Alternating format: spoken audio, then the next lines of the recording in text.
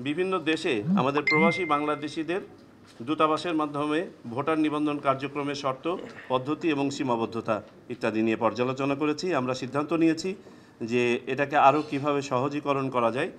আমরা অনেক ধরনের ডকুমেন্ট চেয়ে থাকি, তবে আপাতত আমরা যেটা ভাবছি যে পাসপোর্ট এবং জন্ম নিবন্ধনের উপর মূলত ভিত্তি করে বাকিগুলোকে ঐচ্ছিক হিসাবে রেখে করা যায় কিনা সেটা নিয়ে আমরা ভাবছি এবং এটা প্রাথমিকভাবে সিদ্ধান্ত নিয়েছি।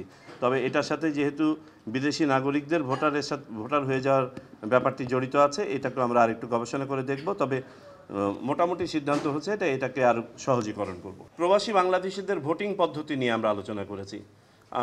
উপকমিটিতে কমিটি এবং উপকমিটি পর্যায়ে এটা নিয়ে আলোচনা হয়েছে। আলোচনার পরে আমরা যেটা দেখতে পেয়েছি, ইন্টারন্যাশনাল প্র্যাকটিস এবং আমাদের বাস্তবতায় তিনটি সম্ভাব্য পদ্ধতি আমাদের সামনে আছে। একটি বর্তমানে যেটা আছে পোস্টাল ব্যালট, যেটা খুব একটা কার্যকরী নয়।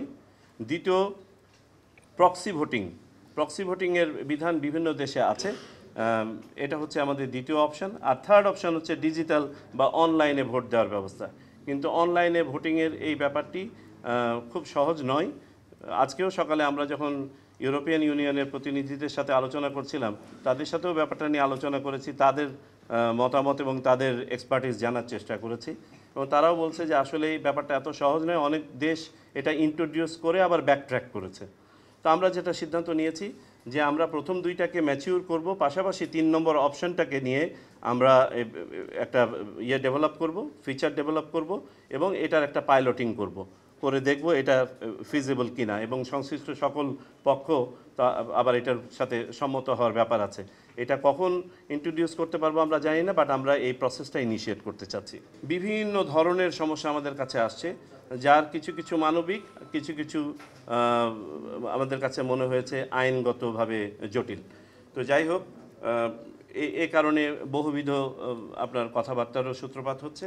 আমরা একটা কমিটি ফর্ম করেছি, যেখানে ডিজি এনআইডি সাথে আমাদের আইন অনুবিভাগের সদস্য সহ আমাদের প্রশাসনের সদস্য সহ এটা রিভিউ করবে এবং পুরা বাংলাদেশ থেকে যত ধরনের সমস্যা আমরা পাচ্ছি, সংশোধনী আবেদন পাচ্ছি, এই সবগুলোকে গবেষণা করে দেখা যে কিভাবে এটা সহজীকরণ করা যায়, যেগুলো আইনগতভাবে সম্ভব নয় কিভাবে সরাসরি সেগুলোকে নাকচ করে দেয়া যায়। আপনারা জানেন আমাদের সাথে 182টি প্রতিষ্ঠান চুক্তিভুক্ত আছে, আমাদের সেবা নিয়ে থাকে আমাদের ন্যাশনাল ডাটাবেস থেকে।